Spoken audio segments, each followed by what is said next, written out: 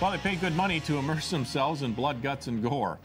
But the haunt of a film convention did not happen. We call on Kurtis with the man fans are now calling a villain. Yeah, you know, these tickets were not cheap. They paid $178 for a convention that was supposed to happen last summer, but then was rescheduled for last month. So what happened? Just let me go. The film The Two Sisters is the award-winning screenplay by Sacramento filmmaker Terry Dawn Arnold. A dead body was found off campus. I just know it was Amy's. She used some of the actors from the horror film Friday the 13th.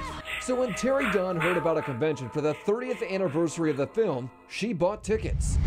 A 4-day event in Dallas, Texas to be held last August. It got worldwide attention from film buffs like Tim Helmer. From the time I get up in the morning, from the time I go to work, from the time I come home, I'm always finding new horror stuff. The convention is a no-brainer to the thousands of horror fans who flock to these types of conventions. And I also go to these events to network, for my business. I've cast actors before by going to conventions and film festivals.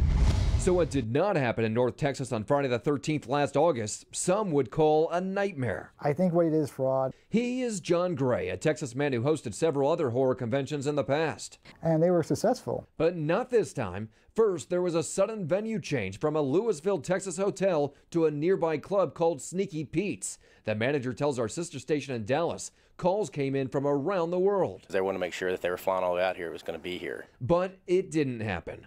Gray postponed the August convention. Terry, like many others, had already booked their flights and hotel. So much for your non-refundable airline tickets. Bloggers called Gray a criminal for taking their money, but then he announced a new date.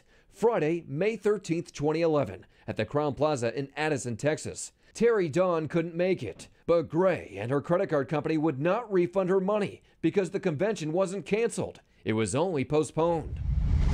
But on May 13th, 2011, this is what our sister station found at the Crowne Plaza in Addison.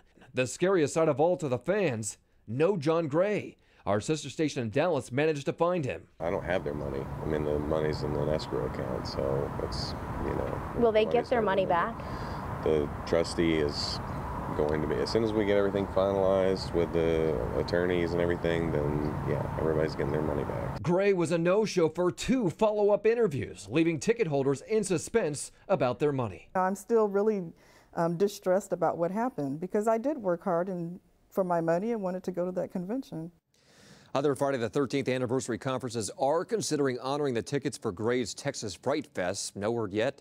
Terry Dawn says if she has one piece of advice, don't pay for anything that far in advance. I know you say that all the time, but it's really hard with conventions and conferences. You can't book your ticket unless you pay, so there's a risk, I guess. Absolutely there is. But if you put on a credit card, it gives you a little bit more freedom. But she booked so far in advance, and there are rules about how much time could pass before you put in a claim. What about this guy Gray facing any charges? You know, we checked with the Texas Attorney General. They have 7 complaints against him and his conference, but at this point they say they can't say whether they're actually investigating him.